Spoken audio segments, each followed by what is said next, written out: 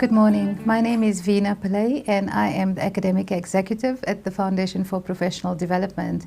I've been asked to deliver a small session to you on great customer services, communication and other customer services skills. As you have probably thought by now that this is quite an important subject, and I hope that you will pay careful attention to some of the tips that I'd like to share with you. So today we're going to talk about the importance of customer service in an organization. There's also a significant difference between internal and external customers, which we'll discuss. I'll list a few ways on how you can communicate effectively with customers. How do you create a positive impression? How do you also maintain good customer service standards? And of course, how do you plan for good customer service? In any country, in any economy, we all depend on great customer service to ensure sustainability of our businesses.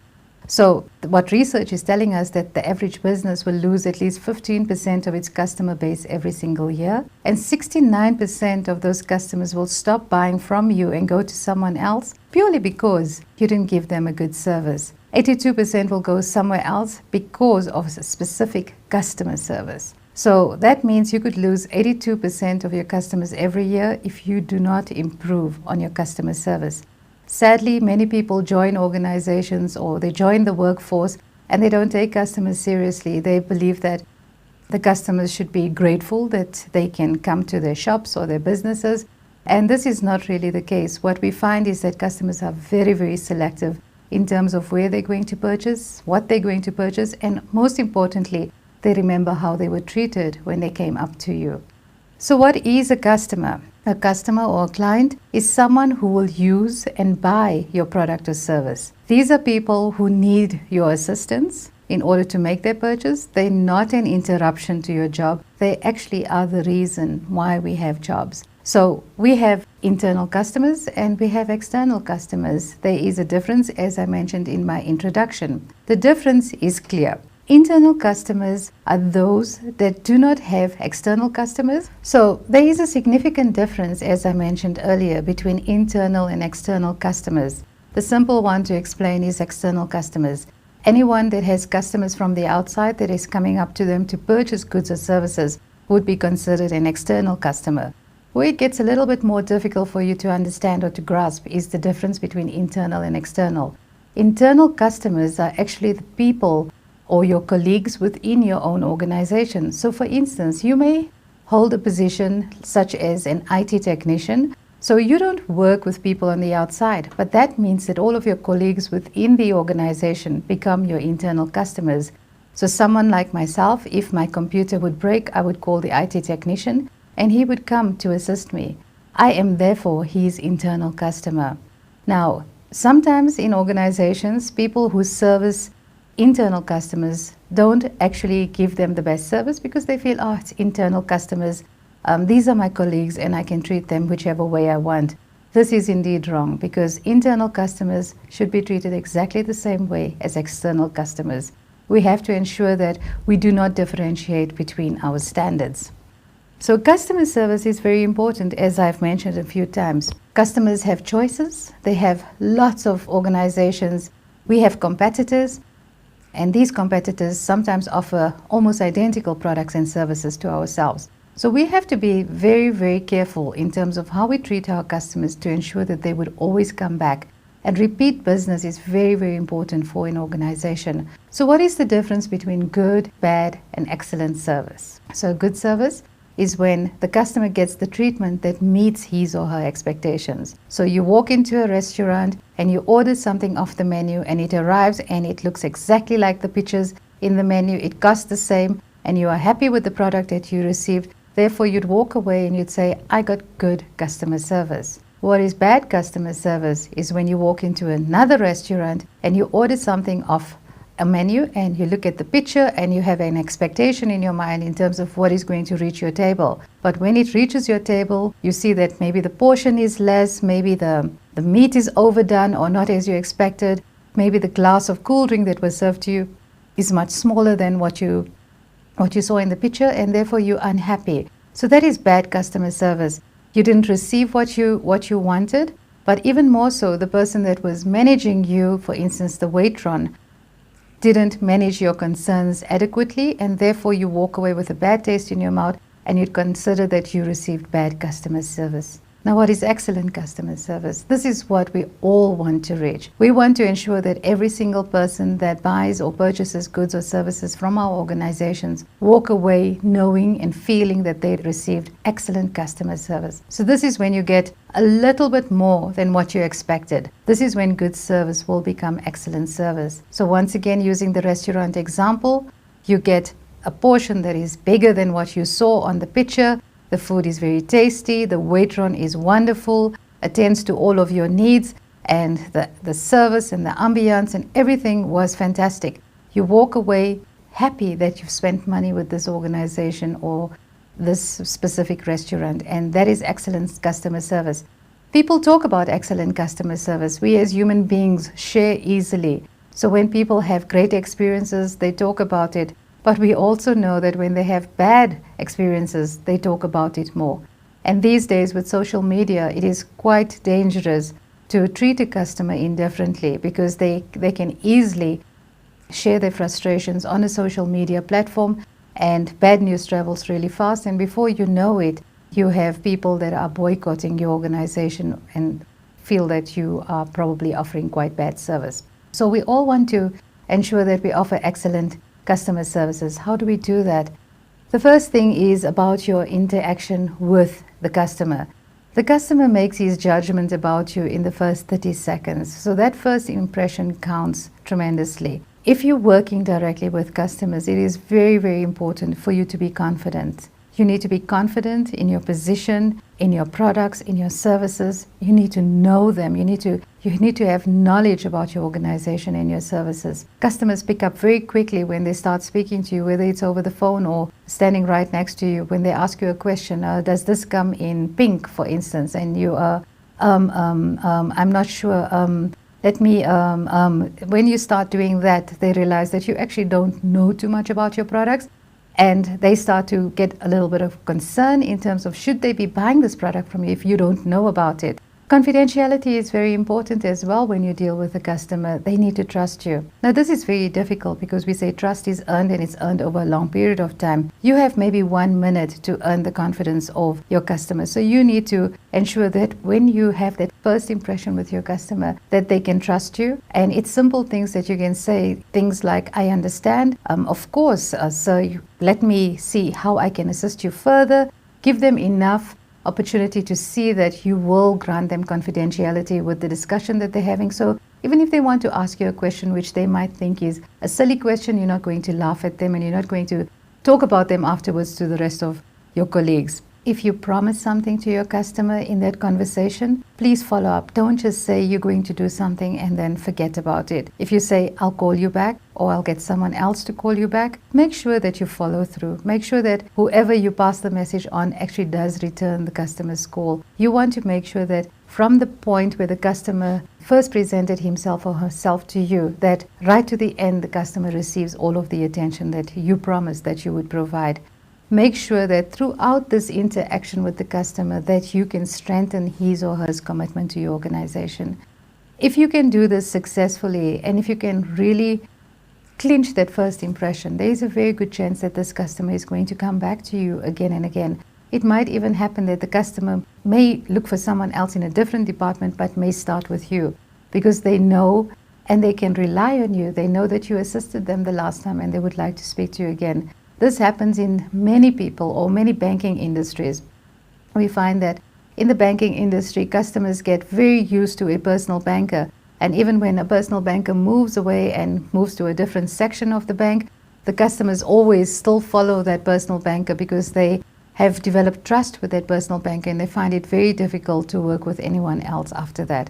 But that is good because the customer is coming back to the same bank and hasn't switched banks. So what attitudes should you have if you want to assist with providing good service? This is very important. Everything starts with your attitude. We don't work for money only. If you are in a job and you're only working for the salary, you're probably in it for the wrong reasons because money comes and money goes. You have to believe in what you're doing and you have to love what you're doing. And if you are working with customers, the number one rule is that you have to enjoy helping people.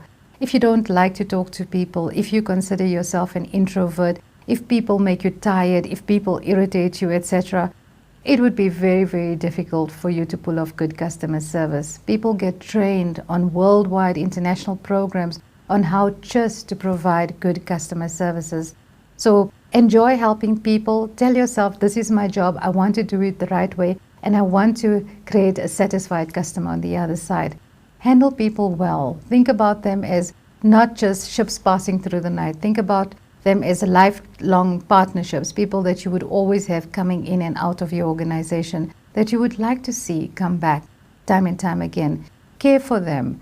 If you are selling them a cell phone contract and you know it is not the best cell phone contract for an elderly person because the smartphone is too technical for that person to, or the buttons are too small for her to type on, etc., make sure that you share good information and make good recommendations. Care for them. Think about them as your own grandmother that would be making that cell phone purchase. How would you recommend specific products and services?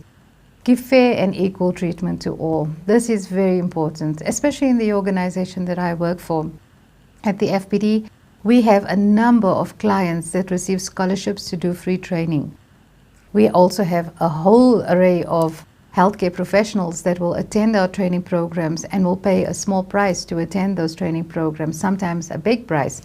We have to make sure that whether you are on a scholarship or whether you are a paying client or student, you have to receive the same service. So for instance, we cannot say you are on a scholarship, so we are only going to give you simple little sandwiches for lunch because you should be so lucky that you are here and you are getting free education. Whereas on the other hand, a nurse that walks into your class that has paid 10,000 rand to do your training program, you want to offer all nice 5-course meals, etc. That is unfair treatment, and you have to provide free and equal treatment to all of your students, all of your clients, all of your customers. And be understanding of people with special needs.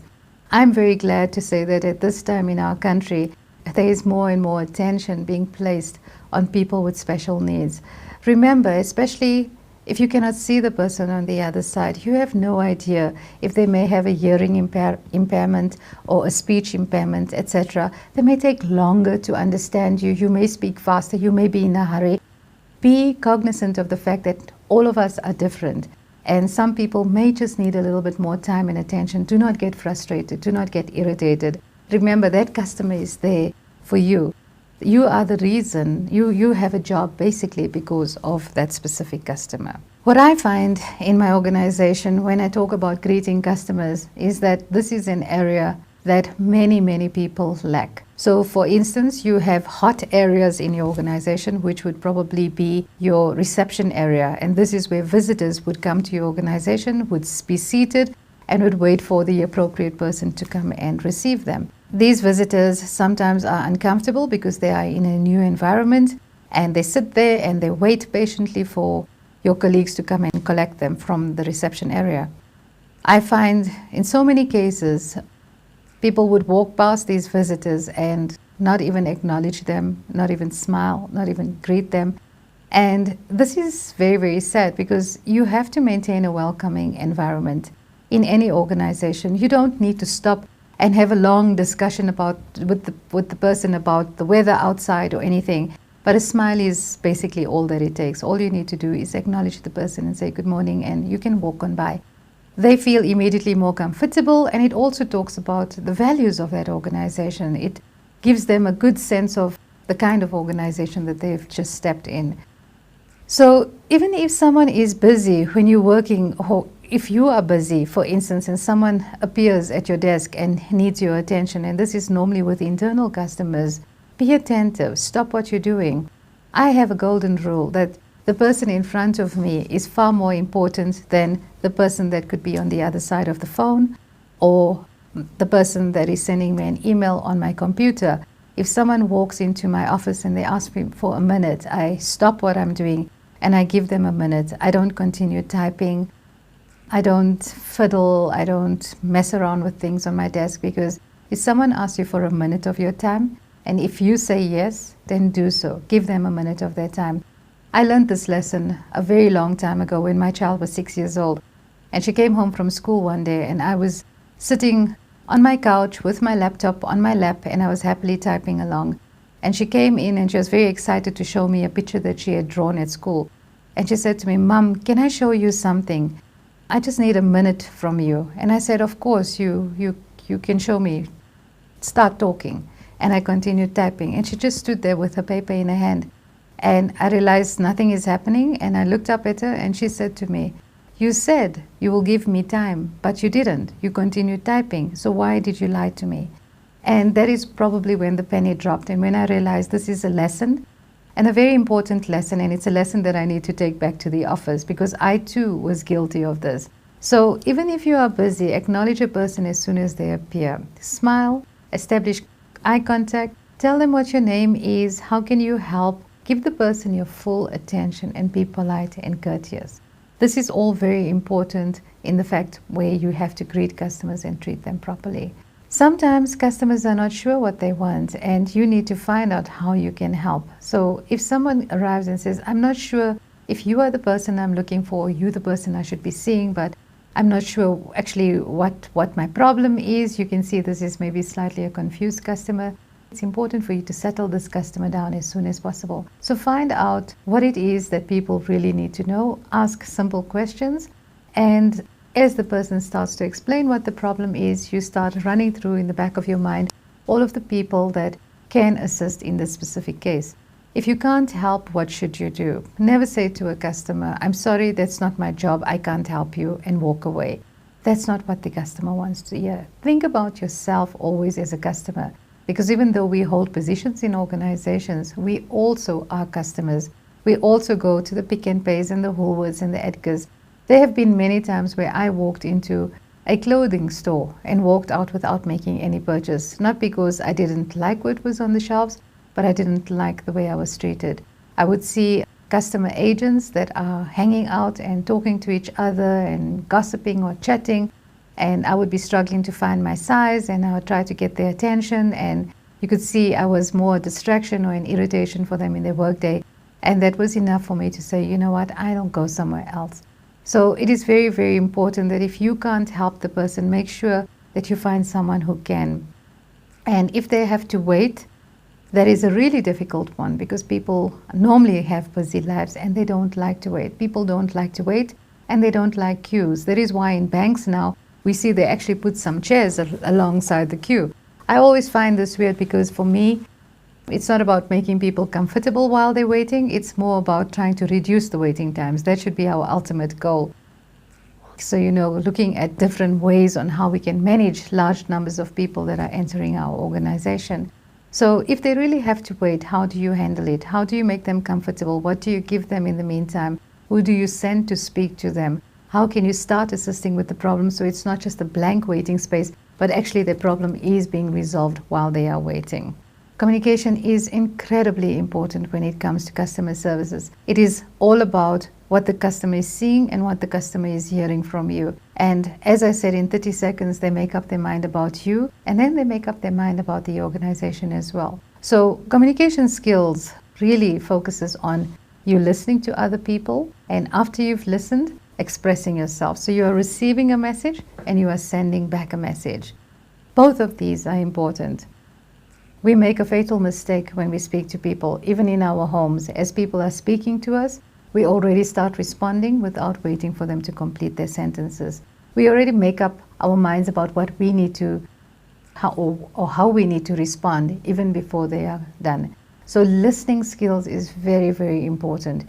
When you listen carefully, make sure that you pick up on all of the problems that the customer is experiencing, all the requirements the customer is expressing, and as you listen to this, in the back of your mind, start to formulate what it is that I can do to assist this customer.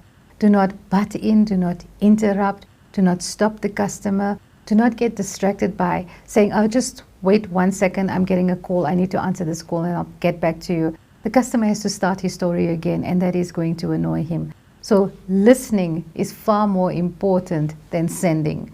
So if you listen carefully and you practice listening, listen for all of the signs, and you pick up the agitation in the customer's voice, then you know how to respond. And that is far, far important. So what are the barriers to effective communication skills? We all have a lack of time. We're always too busy, we don't have enough time, and therefore we interrupt the customer when the customer is talking. So as the customer is explaining his problem, you immediately say, oh, okay, I know exactly what you're talking about. I know what you need. No, you don't. You need to have time for every single client. Even if the client is taking long on the phone, it is important to listen. Make sure that you have time when you work with customers. Language can be a barrier as well. The person may not speak the same language like you, or maybe both of you are speaking in a different language other than your mother tongue. So you can lose the message because you are not familiar with the language, and that could be another barrier. In this case, you go slow, you ask the customer to repeat, and make sure that you understand the problem. Noise in an organization, distractions, people shouting, laughing, etc., all of this hamper your ability to communicate effectively with a customer. So if you get calls from customers and you know that this is part of your job and you do this a lot, make sure the environment you work in is conducive to you speaking on the phone or handling customers face to face. If you find that there's too much of distractions or noises and they're singing happy birthday, for instance, in the background, speak to your manager about it. Ask your manager to tone down the noise in your environment, because it also comes across rudely to the customer on the other side. Lack of interest is another big problem. You're really not interested in this customer, but you have to communicate with this customer. Many times I would sit on a phone with someone and you could hear just from their responses that they're not interested in you. But this is their job. They have to answer this call and they have to speak to you. So make sure you don't come across like you are not interested. Sometimes disabilities, and I spoke about hearing impairments and speech impairments, etc., can hamper effective communication skills.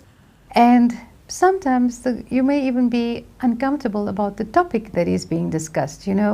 Maybe the person is complaining about sexual harassment or something like that, and you don't like this, or maybe it is a religious topic, or maybe it's a political topic, whatever it is, and you shut off because you don't like what you are hearing, and this is against your religion, against your principles, etc. These are things that will hamper your ability to effectively communicate. And you need to work through all of them to make sure that you can practice your communication skills. I always say to the people that I work with, even though a customer on the phone cannot see you, he can hear your smile. It is the strangest thing, but we can hear each other when we smile. The same way we can hear when the other person is annoyed or disinterested in us.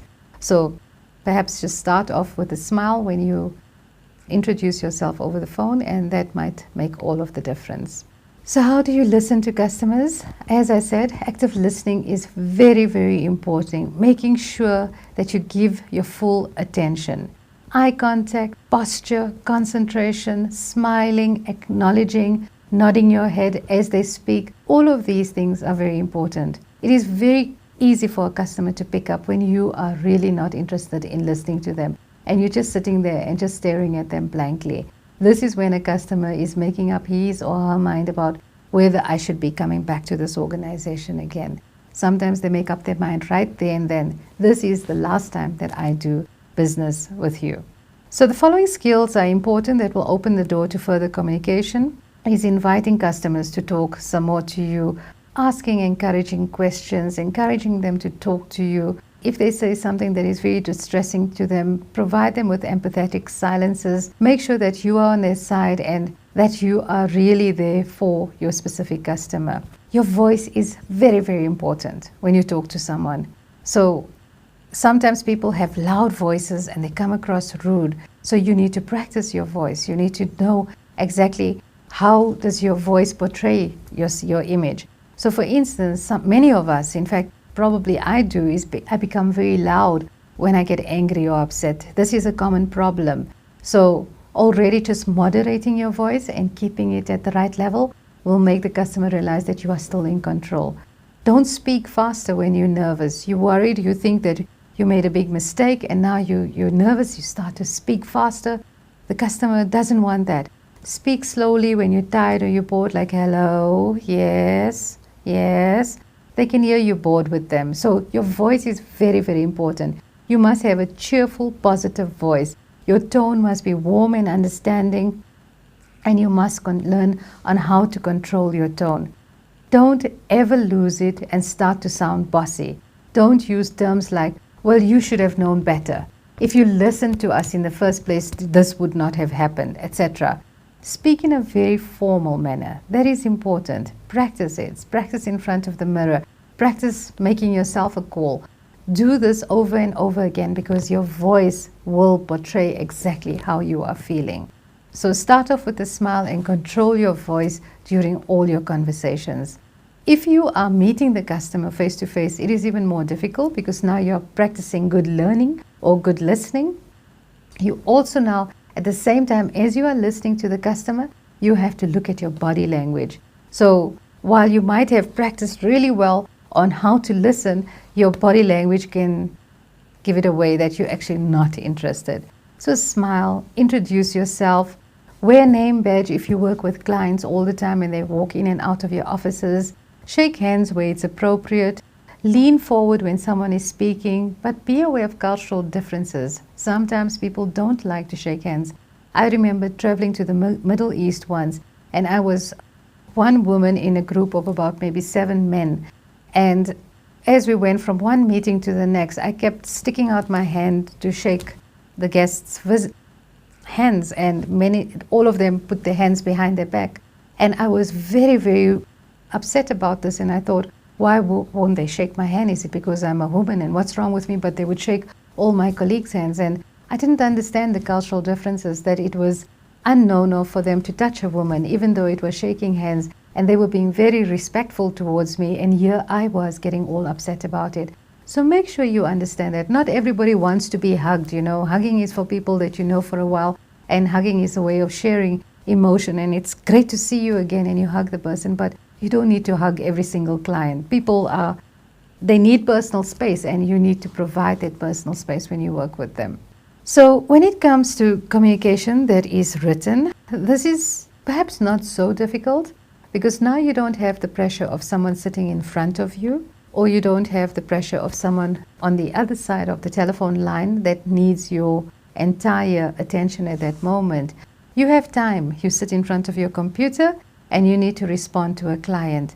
You can always go back and review your work, review all the words that you wrote, ask someone else to help you, to review it for you, for instance, before you send it off to the client. So this is easier, but it also comes with a few rules. So when you write to clients or customers, write clearly and concisely. If they had written to you asking you for information or complaining or whatever it is, refer to their letter, the date of their inquiry, and say, this letter is a response to your correspondence received on blah, blah, blah, whatever date it is. Be friendly without being too informal, but don't drop the important things like dear. You need to say, dear Mrs. Robinson, for instance. Use proper grammar, punctuation, and spelling.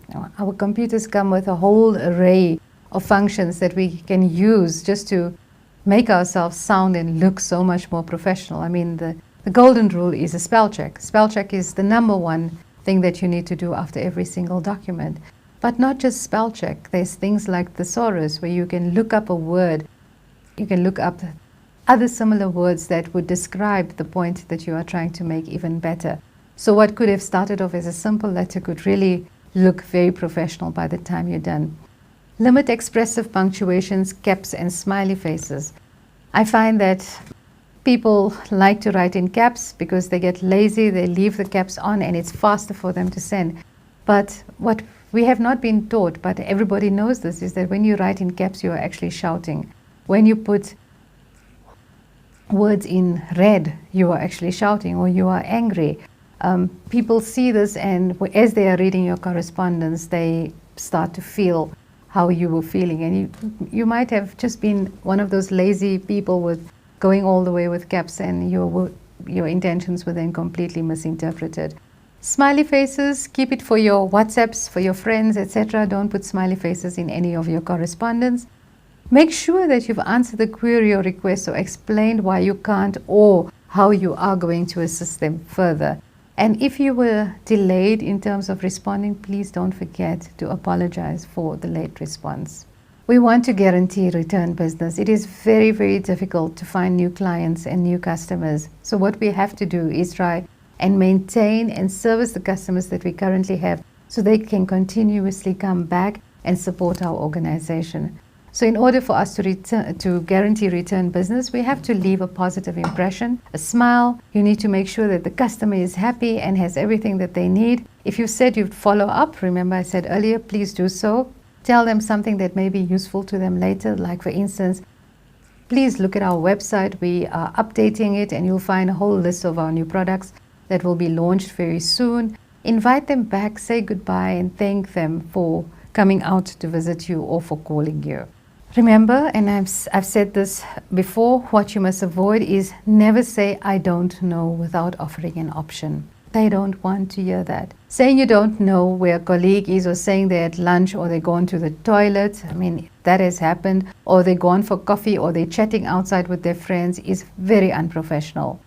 If you don't know where your colleague is, much better to say, my colleague is not at a desk at present, and I'll ask her to call you back as soon as she returns. But you do not need to give them details like she's gone to the toilet, she's been there for 15 minutes already, I'm not sure how much longer she's going to be. That's too much information and it actually is very unprofessional. Don't leave people on hold for a long time. I think this is one of those things that is happening far too often in organizations. We abuse the hold function on the phone. We put people on hold. We don't know what it's like to be on the other side. They don't know if you've forgotten about them, if the call has actually been dropped, if it's dead, should they call back? They don't know if they call back, are they going to start holding all over again? So if they have to be on hold, rather come back at every 30-second interval and say, I'm sorry, the line is still busy. Please hold, or can I take a message?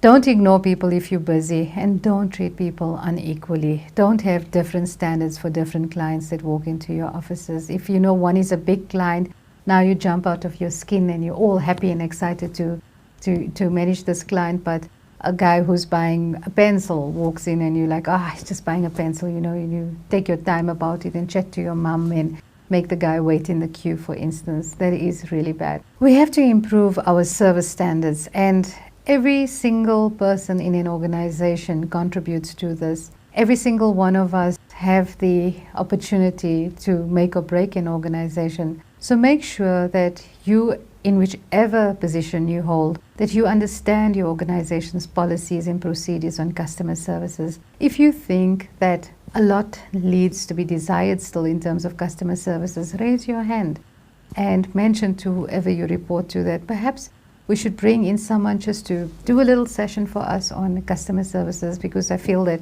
we're lacking a little bit and we're not treating customers the way we should. Be prompt and efficient. Make sure that everything is delivered in accordance with legislative or statutory requirements. Maintain accurate records of all of your clients so you have history of them. And make sure that all of your clients with special needs are taken into account. So how do you plan good customer service? It does not come naturally. Some planning is indeed required. Make sure that you know what happens in your organization. When is busy periods? Example, what I said within the bank, having chairs as people queue is not efficient. Looking at how do I introduce more tellers in the bank during busy periods like lunch times, for instance, or first thing in the morning. How do I have people not stand in one queue, but I have different people taking care of different clients' needs? Training up people so that they know how to manage these clients when they approach them.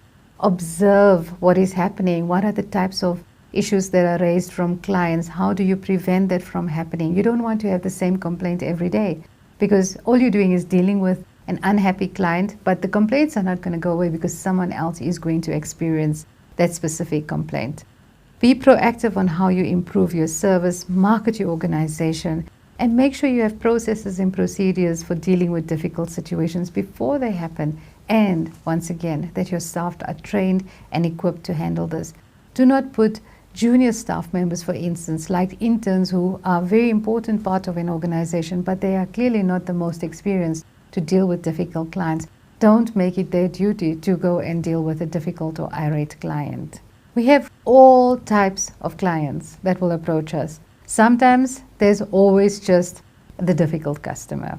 So if you have to deal with difficult behavior, label the behavior, not the customer. Listen, don't get defensive, don't take it personally. Find out what the customer really wants. Discuss alternatives if you can't give the customer what he or she wants. Take responsibility for what you can do and agree on action. That will stop a difficult customer right there in his spot. The customers with special needs, there are older customers that may need additional help and a longer time. I find that as my mother is aging now, I never sent her to the doctors or clinics or pharmacies by herself, because I feel that in some cases, and in many cases, practices and stores are not geared to work with older people. They expect them to move through the lines just as fast as a younger person. They expect them to wait as long as a younger person. Sometimes the sales attendants are rude to them, and that is really sad, because older customers may need additional help. First-time guests might be unfamiliar with your organization, so you might have to do a little bit more work talking about your organization and what it is that you have to do. We call this special occasions. This is the type of customer that has specific needs that you may not have come across in the past. Again, here it is your listening skills that come into effect. The person may also come from a different country and is not familiar with how we do business in South Africa. The language might present a challenge to you. You need to again listen, ask clarifying questions as you are speaking to the person, and make sure that you can assist this person. And then, of course, the persons with disabilities, they need to be accommodated in every possible way.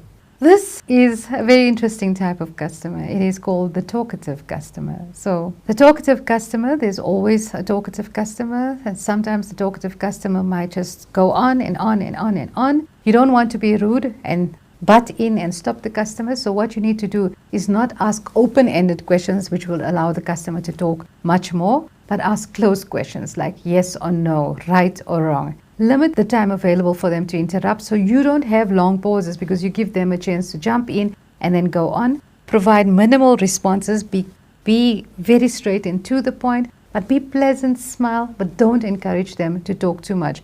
Wind up, summarize, thank them for coming, walk them to the door, but never be rude or dismissive. Sometimes people just need to talk.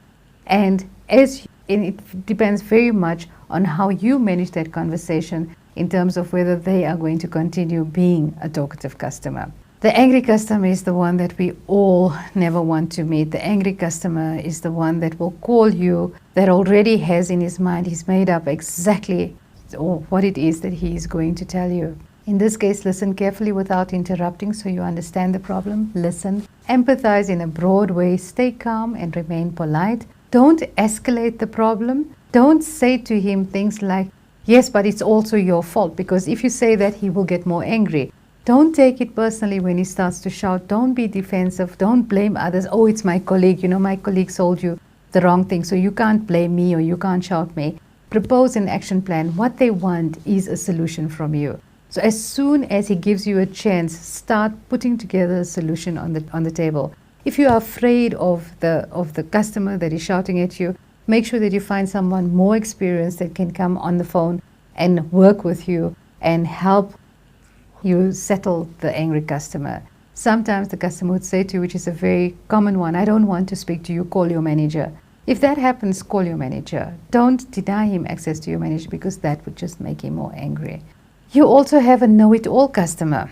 In the know-it-all customer, they know everything about your products and your services, and they're going to tell you exactly what you are doing wrong. In this case, acknowledge what they say, compliment them on their research, say, yes, of course, sir, you are 100% correct, be generous with praise, but don't put them in their place no matter how tempting it is, even if you know better. Don't try to outsmart them, you are not going to win. And ask them questions and use them to improve your knowledge. The know-it-all customer is actually a very important customer for you. The indecisive customer is a different type of customer. This is me that is not very technologically inclined, walking into a cell phone store and wanting to take out a contract for my child. I don't know about RAMs and gigabytes and all the different platforms, etc., and what different phones would come from. So this is the customer that would walk in, that would say, I am not sure what I'm looking for. You don't laugh at a customer like this. Here is your opportunity to find out exactly what their needs are. Ask them for what the options are that they're looking for. Listen to what they've said. As they start to give you information, you are then able, and once again it is listening skills, because as they start talking to you, you are able to put together a product or a service that would possibly meet their needs. Be logical, confirm the plan of action with them, and perhaps even put it in writing so they can review it and they can make 100% sure that it is what they want. The suspicious customer, this is the one that has been through the mill with organizations that have treated them badly. So they're not sure if you really want to help them. So they come to you with a magnifying glass trying to see, okay, you need to establish your credibility. You need to say, I am Veena. I am the person who is responsible for assisting you, and I will make sure that I meet your needs before you leave. But you need to know your products or services, because if you falter, they are going to become more suspicious of you.